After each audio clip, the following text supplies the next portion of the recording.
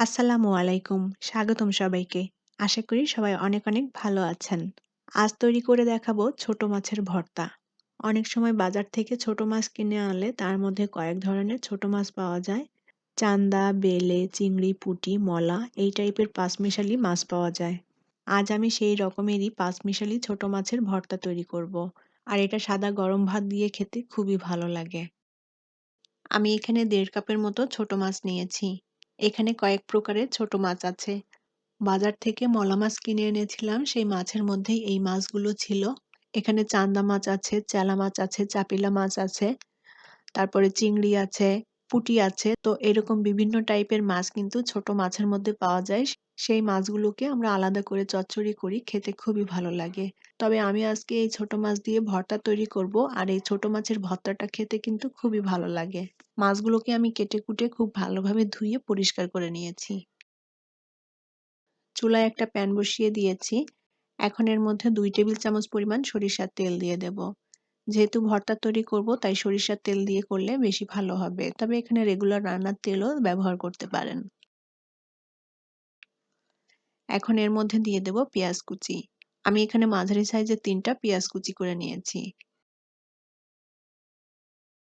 আর দিয়ে দেব ছোট সাইজের রসুনের কোয়া। এবার দিয়ে দেব কাঁচামরিচ আমি এখানে ৭-৮ টা কাঁচামরিচ ছোট টুকরো করে নিয়েছি। আর দিয়ে দেব পরিমাণ মতো লবণ। এখানে মরিচের পরিমাণটা যার যার টেস্ট অনুযায়ী অ্যাড করে দিবেন। ভর্তাটা একটু ঝাল ঝাল হলে খেতে ভালো লাগবে, তাই সেই পরিমাণ মতো করেই মরিচটা দিয়ে দিয়েছি। এখন অল্প আঁচে নেড়েচেড়ে আমি এই পেঁয়াজ মরিচটা একটু ভেজে নেব।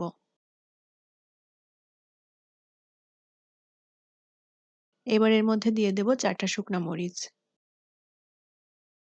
এখন এইভাবে ভালোভাবে নেড়েচেড়ে অল্প আঁচে পেঁয়াজ মরিচটা ভেজে নেব।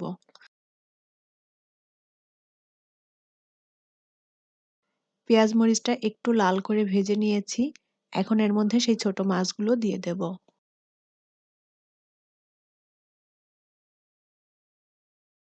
মাছটা পেঁয়াজ মরিচের সাথে ভালোভাবে নেড়েচেড়ে ভেজে নিতে হবে।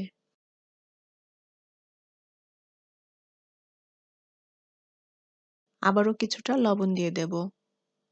আর দিয়ে দেব খুবই সামান্য পরিমাণ হলুদ গুঁড়া। এতে করে কালারটা একটু ভালো আসবে, দেখতেও ভালো লাগবে। তবে হলুদ গুঁড়া না দিতে চাইলে বাদ দিতে পারেন। চুলার আঁচটা অল্প রেখে মাছগুলো ভেজে নিতে হবে যেন পুড়ে না যায়। পেঁয়াজ মরিচের সাথে মাছগুলো আমি ভালোভাবে ভেজে নিয়েছি। আর মাছগুলোও ভালোভাবে সেদ্ধ হয়ে গিয়েছে।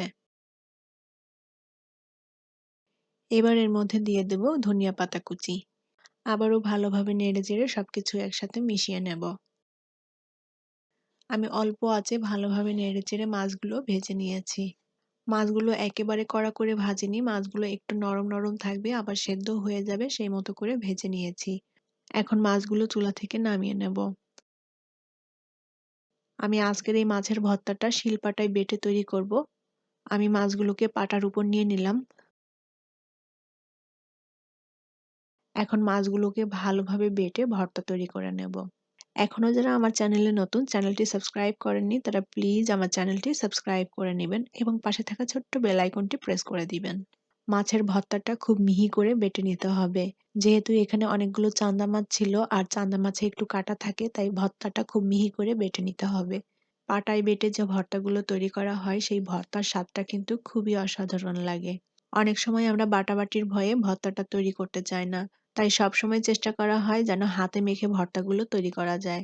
তবে সব ভর্তা কিন্তু হাতে মেখে তৈরি করা যায় না। এভাবে পাটায় বেটেও ভর্তাটা তৈরি করে নিতে হয়।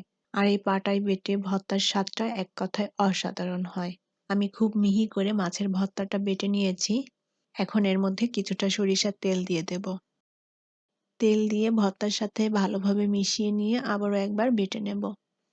আর বেটে নিলেই মাছের ভর্তাটা তৈরি হয়ে যাবে। খুবই সহজ আর ভীষণ মজাদার একটি মাছের ভর্তা রেসিপি। এই মাছের ভর্তাটা সাদা ভাত দিয়ে খেতে জাস্ট অসাধারণ। আশা করি আমার আজকের রেসিপি আপনাদের ভালো লেগেছে। আপনারাও বাসায় এভাবে ছোট মাছের ভর্তাটা তৈরি করে নিতে পারেন, খেতে খুবই ভালো লাগবে। আর এরকম মাছের ভর্তা থাকলে নিমিষেই প্লেটের ভাত শেষ হয়ে যাবে। আমি আজকে দুপুরে ভাতের সাথে খাওয়ার জন্য এই মাছের ভর্তাটা তৈরি করে নিলাম। আর তৈরি করেছি শিমের ভর্তা। এই শিমের ভর্তাটা আমি হাতে মেখে তৈরি করেছি। হাতে মাখা শিমের ভর্তার রেসিপি আমার চ্যানেলে অলরেডি কয়েকটা আছে, আপনারা চাইলে দেখে নিতে পারেন। আর এই ভর্তাগুলো সাদা গরম ভাতের সাথে খেতে অসম্ভব ভালো লাগবে। আর আমার রেসিপিগুলো ভালো লাগলে চ্যানেলটি সাবস্ক্রাইব করার অনুরোধ রইল। ভালো থাকবেন সবাই। আজকের মতো বিদায় নিচ্ছি। আল্লাহ হাফেজ।